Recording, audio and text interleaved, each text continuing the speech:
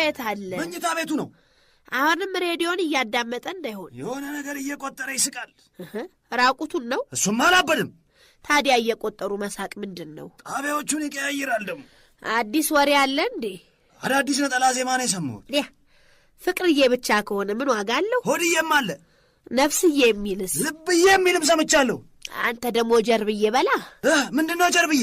አይ እንደው ወገብና ጆሮ ተዘነጉ ብዬ ነው። እኔ ስለ ጀርባ ልስፈን? ብታጠና አይሻልህም? እስካሁን እያጠናው ነበራ። እንደ ጉድ ነው ያጠናሁት። ኤልሹ በፕሮግራም አጥና ብላኛለች። ጎበዝ። የራሴን ደብተር ነው የማጠናው ደግሞ።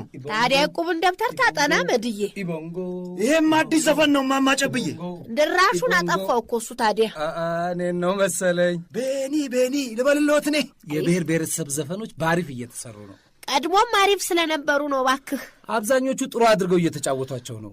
አሳመርኩ ብለው እንዳይከላልሱት እንጂ ደስ ይላል። ማማጨብዬ ልክ ናቸው። ምን ታውቃለህ አንተ ደግሞ? ሲናገሩ ሰምቼ ና።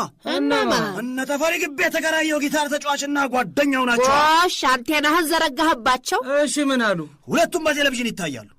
ያሉትን ተናገራ። ምን የዓመት በዓል ቀንም ታይተዋል። ገና የለበሱትን የሚዘረዝርልሃል። እሱን አልዘረዝርም። ጎሽ፣ ሸሚዝ ነው ያደረጉት። ግን ይኸውልህ አትችሉም፣ ሌላ ነገር ሞክሩ ስንላቸው በብሔረሰብ ተከልለው መጡ ሲሉ ነበር። እነማንን ነው? እሱን አላቅም። ለውቅናና ዝና ፍለጋ ሲባል ብቻ መሰራት የለበትም። እንደሱ ብለዋል ሙዚቀኞች። ይኸውልዎታ እኔ እኮ አውቃለሁ። በጣም እውነቴን እኮ ነው። ይኸውልህ አንዳንዶቹ ላይ ግን የተደራረተ ሐሳብና እህል ቅጠል የማይል ግጥም ሁሉ አለበት። እንደሱም ብለዋል። ታዲያስ ተመለከቱ አይደል? እኔ እኮ አይ ፈረደብኝ ዛሬ።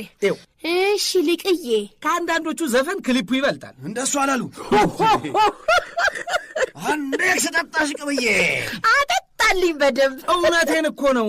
ይልቅ የክሊፑ ቀረጻና ቅንብር ሊደነቅ ይገባል። ራይቱን በላ ወይ ሴክሱን ጠጣ? እንደዚህ ሲሉ አልሰማው። እነሱ ያላወቁት እንደሆነሳ የግድ ማወቅ አለባቸው። ኧረ እነሱ እኮ በቲቪ ይታያሉ።